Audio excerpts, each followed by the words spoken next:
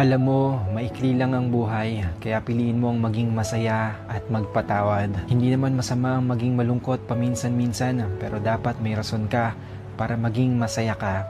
Always choose to be happy, ika nga. Sobrang daming hindi magandang nangyayari sa ngayon, pero hindi ito dahilan para mawalan ka ng pag-asang mabuhay. Ang sarap mabuhay, lalo na nandyan ang mga mahal mo sa tabi mo. Andyan ang pamilya at kaibigan mo na dadamay sa'yo sa problema mo, at may Diyos kang malalapitan kapag hindi mo na kaya. Habang may buhay, may pag-asa.